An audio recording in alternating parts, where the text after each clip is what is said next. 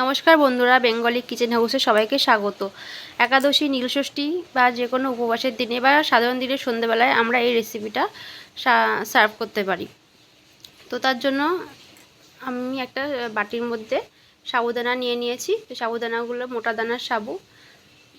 এর মধ্যে আমি এবার জল দিয়ে 2 থেকে 3 বার সাবুদানাটা ভালো করে ধুয়ে নেব। তো এই যে সাবুদানাটা খুব ভালো করে ধোয়া হয়ে গেছে। এবার এর মধ্যে আমি অল্প পরিমাণ জল দিয়ে 1 ঘন্টার জন্য ভিজিয়ে রেখে দেব। ফিরে আসছি 1 ঘন্টা পর।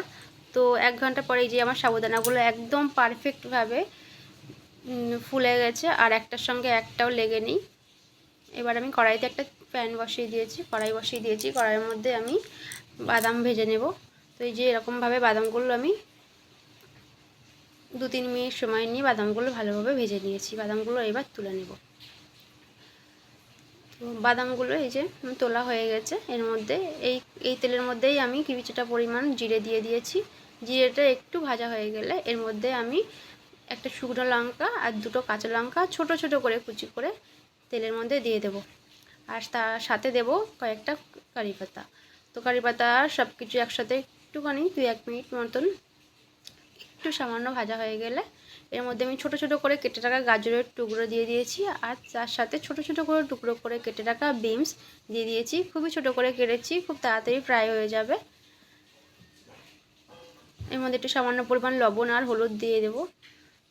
তো লবণ হলুদ দিয়ে দিয়েছি আমি। এবার সুন্দর করে এটা ভেজে নিতে হবে, খুব তাড়াতাড়ি সিদ্ধ হয়ে যাবে এটা। আর তার মধ্যে আমি বড় একটা সিদ্ধ করা আলু বড় বড় টুকরো করে আমি এর মধ্যে দিয়ে দিয়েছি। তো এটাও একটু ভালোভাবে এর সাথে মিশিয়ে নেব। তার সাথে কিছুটা পরিমাণ কিশমিশও দিয়ে দিয়েছি। সব কিছু একসঙ্গে মিশিয়ে নিয়ে এবার আমি এর মধ্যে সাবুদানাগুলো দিয়ে দেব। সাবুদানাগুলো দিয়ে এই সবজির সাথে খুব ভালোভাবে মিশিয়ে নিতে হবে।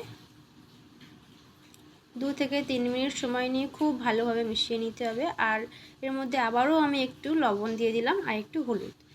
যখন সবজি ভাজছিলাম তখন আমি অল্প একটু লবণ হলুদ দিয়েছিলাম, তাই আমি আবার একটু সামান্য পরিমাণ লবণ হলুদ দিয়ে দিয়েছি।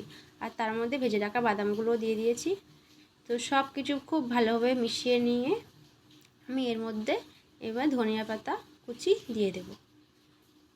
তো এই যে ধনিয়া পাতা কুচি দিয়ে দিয়েছি আমি। আর সব কিছু আবারও ভালোভাবে মিশিয়ে নিতে হবে। তো সাবুদানাগুলো একদম ঝরঝরে হয়েছে, একটার সাথে একটা লেগে যায়নি। দেখুন বন্ধুরা, সব কটা আলাদা আলাদা, একটার সাথে একটা লেগে যায়নি, একদম ঝরঝরে সাবুদানা। তো রেসিপিটা আপনাদের কেমন লেগেছে অবশ্যই কমেন্টে জানাবেন। আর যদি ভালো লেগে থাকে তাহলে একটা লাইক করে দেবেন আর চ্যানেলটা সাবস্ক্রাইব করে দেবেন।